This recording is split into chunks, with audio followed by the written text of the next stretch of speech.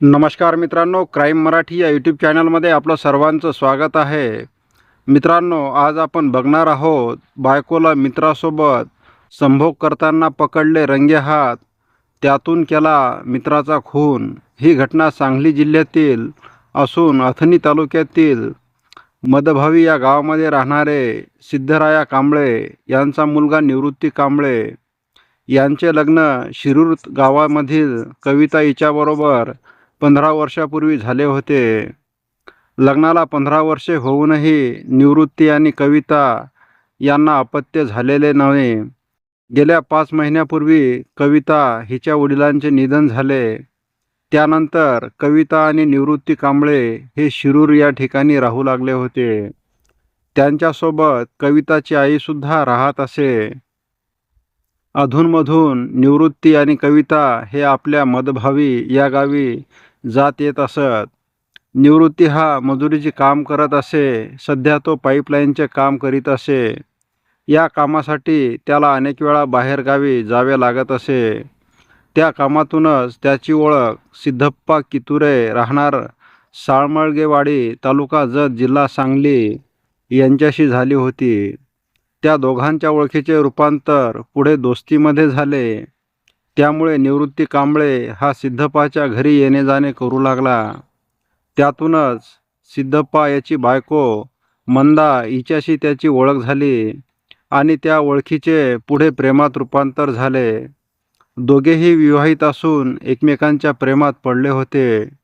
मंदा आणि निवृत्ती हे दोघेही लपून चोरून एकमेकाला शरीरसुख देऊ लागले. कधी घरामध्ये तर कधी शेतामध्ये ते दोघेही प्रणय सुखाचा आनंद घेऊ लागले. सुरुवातीला ही बाब सिद्धप्पाला समजली नव्हती, कारण तो घरी नसताना मंदा आणि निवृत्ती हे शरीर सुख घेत असत. तसेच ही गोष्ट निवृत्तीची बायको कविता हिलाही काही माहिती नव्हती. आपला नवरा कामावर जातो असे तिला वाटत होते. परंतु काम संपल्यावर आपल्या घरी आल्यावरही निवृत्ती हा मंदा हिच्याशी मोबाईलवरून सतत संपर्क करत असे. निवृत्ती कांबळे याचे घरी येणे जाणे व आपल्या बायकोचे बदललेले चालचलन समजण्यास सिद्धप्पाला वेळ लागला नाही. पण त्याने त्या दोघांना तसे प्रत्यक्ष पाहिले नसल्याने तो शांत राहत असे.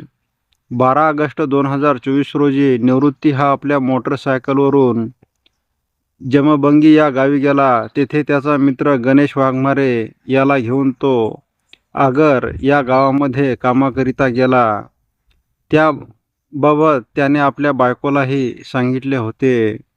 दिवसभरामध्ये कविता आणि निवृत्ती यांचे मोबाईलवरून संभाषणही झाले होते. सकाळी 8:30 वाजल्यापासून रात्री 9 वाजेपर्यंतच्या काळामध्ये अनेक वेळा कविता आणि निवृत्ती यांचे मोबाईलवरून संभाषण झाले होते. त्या संभाषणामध्ये निवृत्तीने आपल्या बायकोला सांगितले होते की मशीन दुरुस्तीचे काही काम आहे. आज रात्री मी काही घरी येऊ शकणार नाही. उद्या मी 1 वाजेपर्यंत घरी येईल. तसेच माझ्याबरोबर गणेश वाघमारे देखील आहे, असे त्याने आपल्या बायकोला मोबाईल फोनवरून सांगितले होते. तर इकडे मंदाच्या प्रेमात पागल झालेला निवृत्तीने मंदाईला फोन करून सांगितले की मी आज तुझ्या घरी रात्री मुक्कामाला येत आहे. त्यावेळी मंदाईने त्याला सांगितले की आज काही तू घरी येऊ नकोस, कारण आज माझा नवरा घरी आहे. पण शरीर सुखाला चटावलेल्या निवृत्तीने तिला म्हटले की मी रात्री उशिरा 11 वाजण्याच्या दरम्यान तुझ्या घरी लपून छपून येतो. निवृत्ती कांबळे व गणेश वाघमारे हे दोघेही मोटरसायकलने साळमळगेवाडी येथे मंदाच्या घरी गेले. तर रात्रीची वेळ होती. मंदा ही अजूनही जागीच होती. गणेश वाघमारे याला घराबाहेर थांबून निवृत्ती हा मंदाजवळ गेला. इकडे मंदाच्या नवऱ्याला गाढ झोप लागली होती. याचाच फायदा घेत मंदा आणि निवृत्ती हे दोघेही शरीर सुख घेऊ लागले. त्यांच्या आवाजाने सिद्धप्पाला जाग आली आणि सिद्धप्पाने आपल्या बायकोला व निवृत्ती या दोघांनाही नग्न अवस्थेत पाहिले. आतापर्यंत तो आपल्या बायकोच्या चालचलनाबद्दल ऐकून होता, आता तर त्याने त्या दोघांना रंगे हातच पकडले होते. याचा सिद्धप्पाला फार राग आला. त्याने निवृत्तीला मारायला सुरुवात केली. त्यावेळी दोघांमध्ये झटापट होऊ लागली. निवृत्ती हा आपल्याला भारी भरत असल्याचे पाहून सिद्धप्पाने आपला भाऊ महादेव याला मोठ्याने हाक मारली. तोही धावत आला आणि त्यानेही निवृत्तीला मारण्यास सुरुवात केली. त्याला ओळखत सुद्धा आणि महादेव या दोघा भावांनी घराबाहेर आणले आणि त्याचे हातपाय दोरीने बांधून त्याला मारहाण करण्यास सुरुवात केली. त्यावेळी बाहेर उभा असलेला गणेश वाघमारे हा निवृत्तीला वाचवण्यासाठी पुढे आला असता त्यालाही ते दोघे मारण्यास पुढे आले. त्यावेळी गणेश वाघमारे हा घाबरला आणि त्याने तिथून पळ काढला.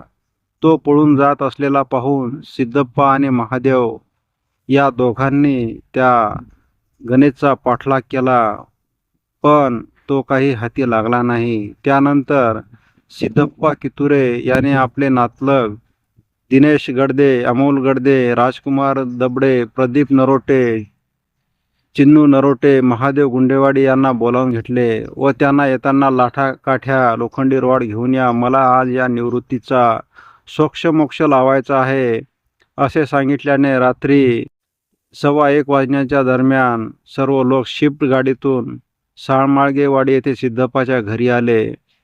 त्या लोकांनी गाडीतूनच काठ्या लोखंडी रॉड पाईप आणले होते. त्यानंतर त्यांनी निवृत्ती कांबळे यास बेदम मारहाण करण्यास सुरुवात केली. त्यावेळी निवृत्ती कांबळे हा जीवाच्या अंकाताने ओरडत होता, माझे चुकले, मला वाचवा, मला वाचवा असे तो ओरडत होता.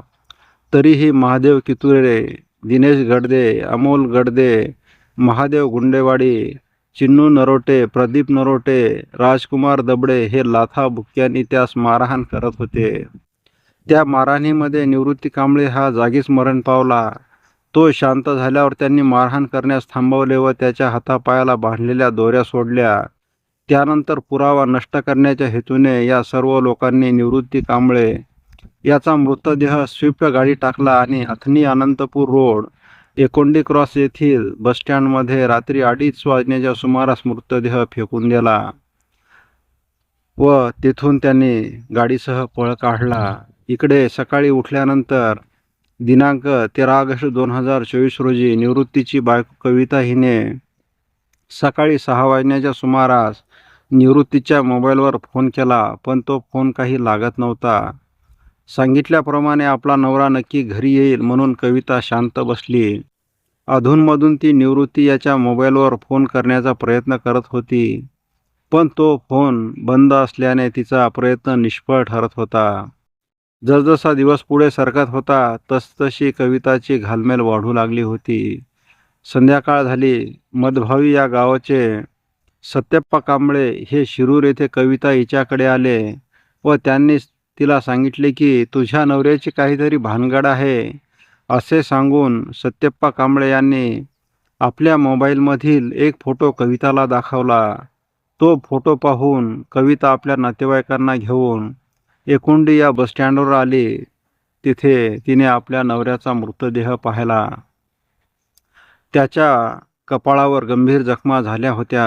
हातापायास, पाठीस, छातीवर बेदम मारहाणीच्या खुणा दिसत होत्या.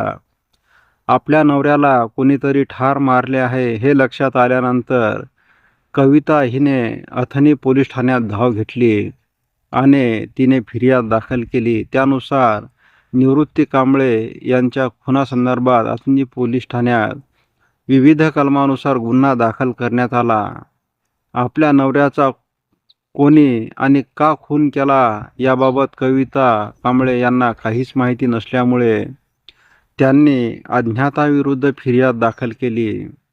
परंतु 17 ऑगस्ट 2024 रोजी तिला नवऱ्याच्या खुनामागचे कारण समजले आणि तिच्या पायाखालची जमीनच सरकली.